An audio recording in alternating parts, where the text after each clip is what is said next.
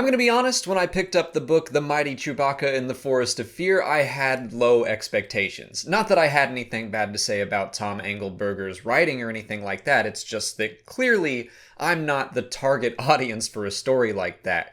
But I sat down and I read it all in one sitting on a plane, and I was very surprised by it. It actually has a lot of connections to other media, some fun new lore. It is written for children, but it's still engaging for adults, so I thought I would sit down and review the book.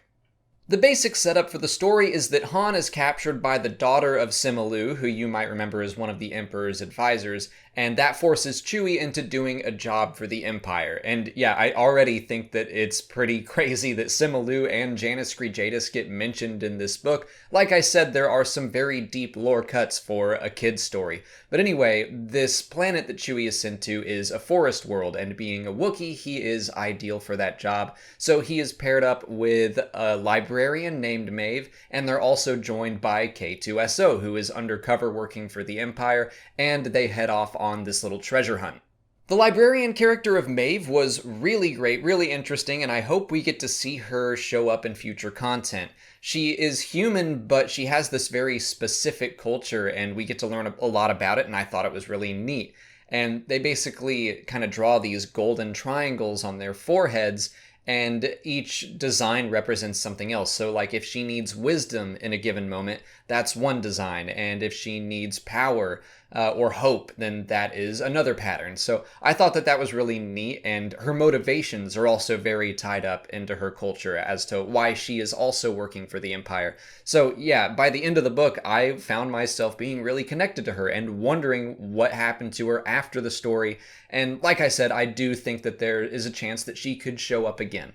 I also thought K2SO was a really great inclusion into this book. It wound up making more sense than I thought it would, and his dry sense of humor really fits well into a children's story. Also, Rogue One shows that he is a pretty terrible liar, and seeing him pretend to work for the Empire while he's actually undercover and taking orders from Cassian was really entertaining. The story itself reminded me a lot of something like The Hobbit. Lots of creepy little threats for our heroes to face, and then obstacle after obstacle that get progressively more difficult to overcome.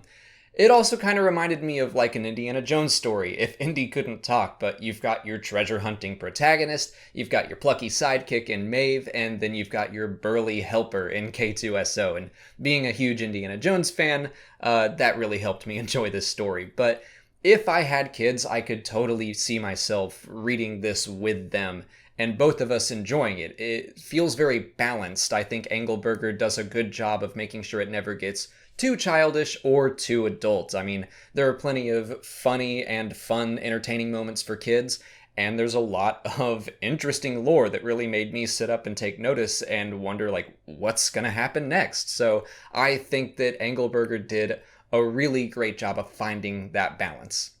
I wouldn't call this story a must-read or essential in Star Wars by any means, but it beat all of my expectations when I picked it up, and I wound up walking away from it with like 4 video topics, which I definitely did not think would happen. And I was also surprised to find out that it was available on audible.com, and you know when I cover books, I like to tell people that you can get the audiobooks for free by going to www.audibletrial.com/Star Wars Explained, or by following the link in the description. If you're interested in hearing the story for free, there you go. But it's also a really short book, so if I'm being completely honest, I would save your free credit for something bigger, especially when Thrawn Alliances is coming out in less than a month. But that's it for today. If you haven't already, please like this video, subscribe to the channel, follow me on Twitter, Instagram, and Facebook, and consider checking out my Patreon page. As always, thanks for watching, and may the Force be with you.